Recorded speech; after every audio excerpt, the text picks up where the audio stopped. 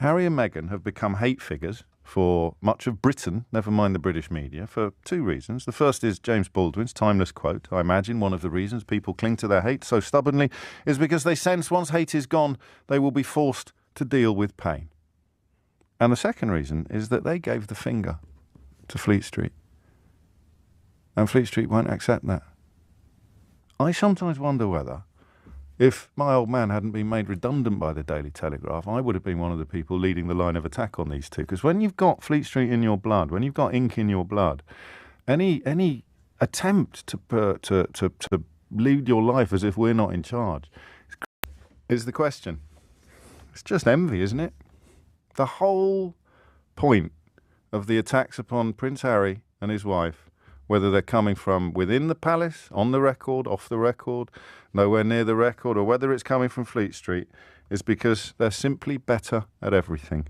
They're better at PR, they're more media savvy, they're more articulate, they're more empathetic. Crucially, they're more accomplished. Look at their careers, compare their careers. They're more accomplished and they're more attractive. So here is the real sin of Harry Windsor. And this only occurred to me last night. It's box fresh. I'm going to throw open the phone lines and you can kick it to pieces if you want on 0345 606009. Hello, everyone, and welcome back to the channel. Today, we are diving deep into a story that has dominated headlines for years, but has reached a fascinating inflection point. Prince Harry and Meghan, the Duke and Duchess of Sussex, are preparing for a self-funded business trip to Australia. On paper, this should be unremarkable. Two private citizens traveling for work. Yet the British royal establishment and its tabloid media machine are reacting with the kind of hysteria usually reserved for acts of war. Why? What is it about two people simply living their lives that rattles an institution 1,000 years in the making? To understand this, we are going to draw on the powerful recent monologue by broadcaster James O'Brien, who articulated something rarely spoken aloud. The hatred directed at Harry and Meghan Sussex is not about what they did, but about who they are. So, let's get into it. I have divided this into 3 parts. Part 1 explores the crime of smashing the Goldfish bowl. Part 2 examines the Australian visit and the media's end goal. And Part 3 confronts the real reason for the hatred and the stakes involved. In a recent impassioned monologue, broadcaster James O'Brien cut through years of tabloid hysteria to articulate something that the British establishment desperately tries to keep unspoken. The hatred directed at Prince Harry and Meghan Sussex is not about what they did, but about who they are. O'Brien posited that the couple's real sin is making a complete mockery of royalty itself. His words land with extraordinary force today as we witness the latest chapter in this saga. Prince Harry and Meghan Sussex are preparing for a self-funded, business-oriented tour of Australia. On the surface, this should be a non-event. Two private citizens, who happen to be business owners, are taking a business trip to meet with charity partners and promote their professional ventures. Yet the British royal establishment and its attendant media machine are reacting as if a bomb has been planted under the crown. The front pages are churning, palace sources are leaking anxiety, and the rhetoric is escalating to a fever pitch. Why does a business trip rattle an institution that has survived for 1,000 years? To answer this, we have to dig deep into the psychology O'Brien describes. We have to understand that Harry and Meghan Sussex are not just celebrities.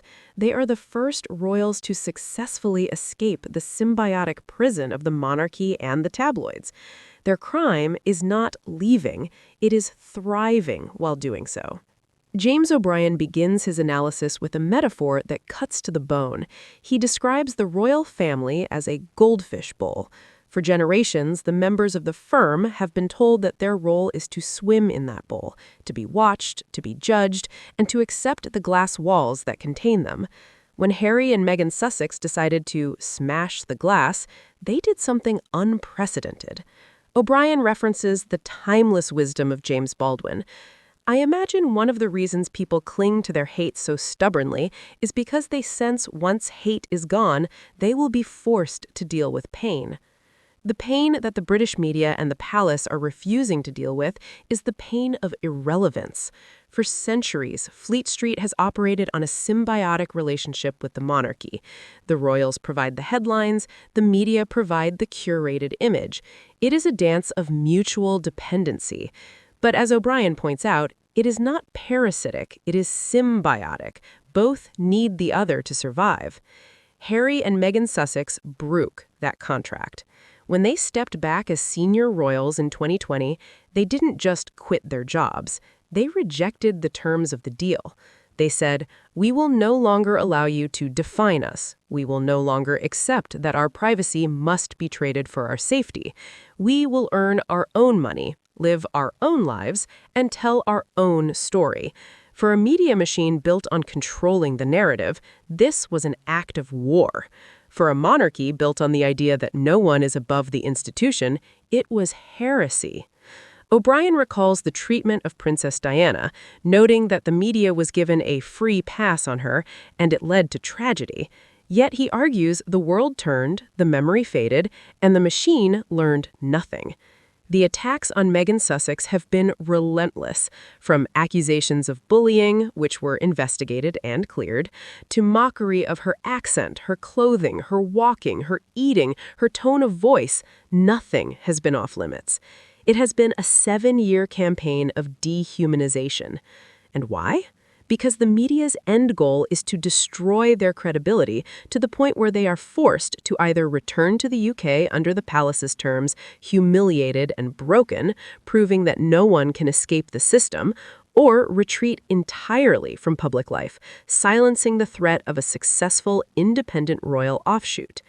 If Harry and Meghan Sussex fail, the institution wins. The message is sent: if you leave, you will be destroyed. There is no life outside this bubble.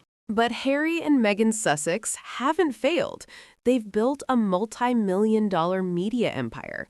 They've maintained their security. They've found happiness. And that is the ultimate insult to the tabloids. Every successful Netflix show, every standing ovation at a charity event, every happy family photo is a knife in the heart of the narrative that they are failing. As O'Brien puts it, it's just envy, isn't it?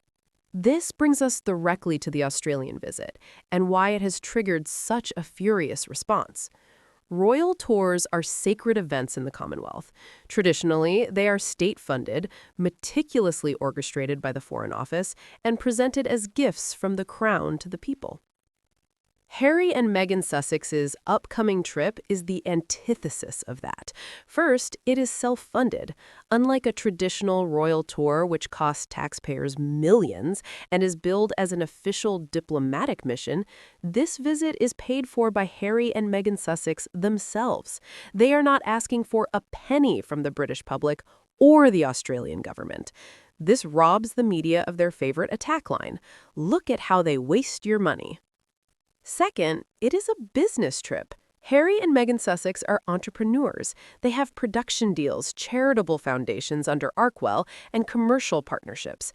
This trip is about promoting their work. It is no different than a CEO visiting international offices or a filmmaker promoting a documentary.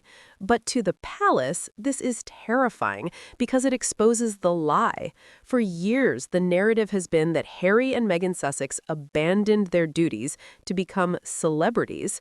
Yet here they are, doing more direct humanitarian and cultural work, funded by their own success, than most working royals do on taxpayer-funded junkets. Third, it highlights competence. O'Brien nails this point. They're simply better at everything. They're better at PR. They're more media savvy. They're more articulate. They're more empathetic. When Harry and Meghan Sussex land in Australia, they will be greeted with the kind of crowds that most senior royals only dream of. They will be photographed shaking hands, engaging with communities, and generating positive headlines. Their Netflix content, their podcasts, and their public appearances consistently outperform those of the working royals. This is not arrogance, it is fact.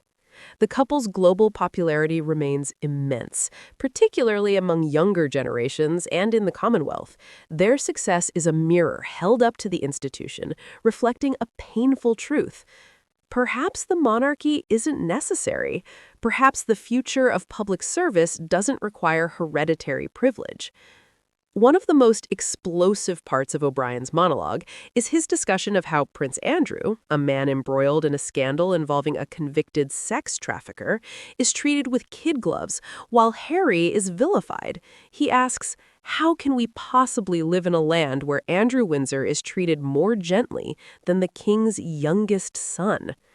The answer, O'Brien suggests, is a deal, a bargain struck between the palace and the Fourth Estate.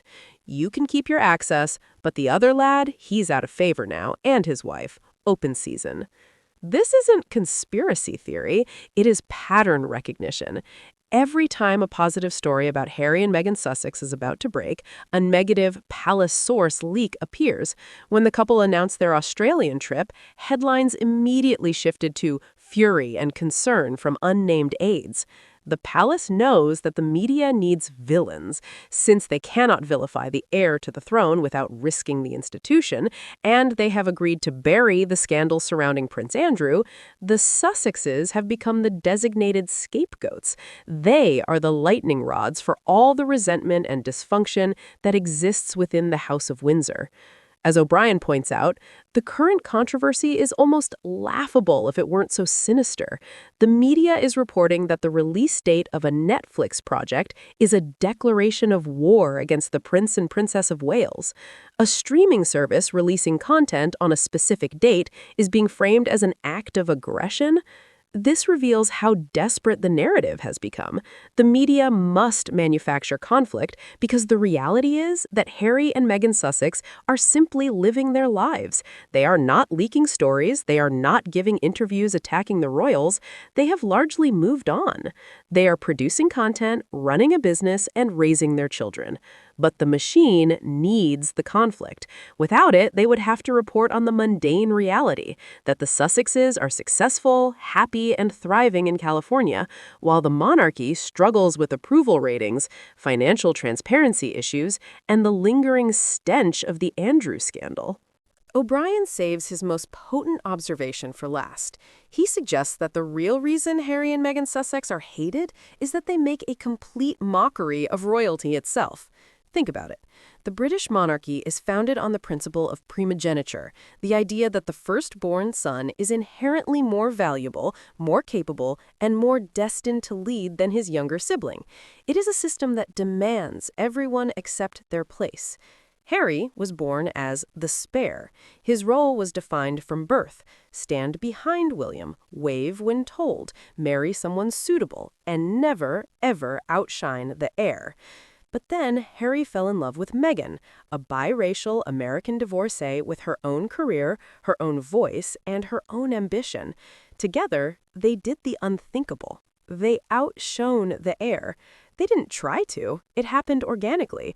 They were more relatable, more modern, more dynamic. And instead of dimming their light to protect William's ego, as the palace reportedly expected, they left to shine on their own terms. This exposes the absurdity at the heart of the monarchy. The system expects brilliant people to suppress themselves for the sake of a genetic lottery. Harry and Meghan Sussex said no.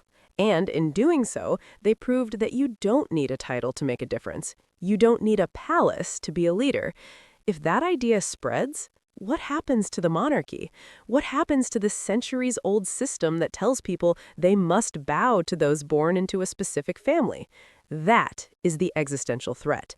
That is why the media machine is working overtime, not because Harry and Meghan Sussex are dangerous, but because they are proof that the cage can be escaped. We cannot discuss this without addressing the real-world consequences of the UK media's campaign. James O'Brien reminds us that Meghan Sussex spoke openly about contemplating suicide because of the level of abuse she faced. The media's response to that confession was mockery. They called her a liar. They doubled down. The media's end goal is not just to harm their reputations, it is to harm them. When you dehumanize people for years, when you whip up a frenzy of public hatred, you create an environment where violence becomes inevitable. We have seen this playbook before. It was used against Diana. It was used against Meghan's mother, Doria Ragland. It is a pattern of incitement. The British media knows that their audience includes extremists. They know that when they run front pages accusing Meghan Sussex of lying about suicidal ideation, or when they label Harry a traitor, they are putting a target on the couple's backs. There is no other industry where this would be tolerated. Imagine a corporation spending 7 years running coordinated campaigns to destroy 2 former employees who left to start their own company. It would be considered harassment, but because the institution is the Crown, it is treated as commentary. To defend Harry and Meghan Sussex is not to say they are perfect. James O'Brien acknowledges that. They are not perfect. They are not infallible. But perfection is not the standard.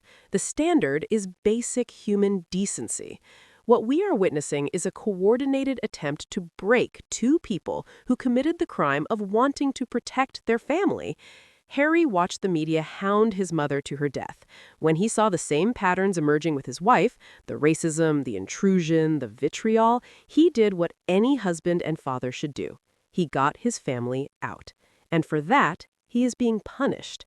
The Australian trip is a test. If it succeeds, it proves that the future of royal-adjacent work does not require the blessing of Buckingham Palace.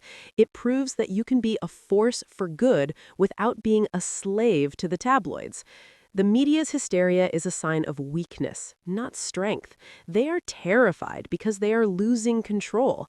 The old model, where the palace and the press colluded to manage public perception, is dying. Harry and Meghan Sussex are the ones holding the scalpel. O'Brien concludes his monologue by noting that the prize today is just PR. 400 years ago, this conflict might have resulted in a coup for the crown. Today, it's a battle over public image. But that doesn't mean it isn't deadly serious. Public image determines safety. When the media turns you into a hate figure, you are no longer safe. Your children are no longer safe. The Sussexes have had to fight for police protection in the UK, a country where their address was leaked and where far-right extremists have been charged with threats against them. So, as Harry and Meghan Sussex board a plane for Australia, funding the trip themselves, doing their jobs, living their lives, we must ask ourselves, who is really causing the conflict? Is it the couple trying to work in peace? Or is it the media machine that cannot stand to see 2 people escape the Goldfish bowl and thrive? James O'Brien is right. The hatred is stubborn because if it faded, the media and the palace would have to confront their own pain, the pain of realizing that the monarchy's relevance is fragile and that the people they tried to destroy are simply better at building a future than they are at preserving a past. Harry and Meghan Sussex don't need to declare war. They just need to keep living because their success is the only rebuttal that matters. And to the British media, stop. Stop trying to get them harmed. Stop the campaigns of incitement. Do your jobs without the bloodlust, because we've seen this movie before. We know how it ends when the press decides someone must be destroyed, and we should be smart enough and human enough to not let it happen again. This video essay is a defense not of celebrity, but of humanity. It is a recognition that the right to leave a toxic environment, to build a peaceful life, and to protect one's family should not be a privilege reserved for the non-royal. Harry and Meghan Sussex are not asking for special treatment. They are asking to be treated as human beings. That should not be controversial. Thank you for watching. If you agree that the media's campaign has gone too far, please like this video, subscribe, and share your thoughts in the comments below. We'll see you in the next one.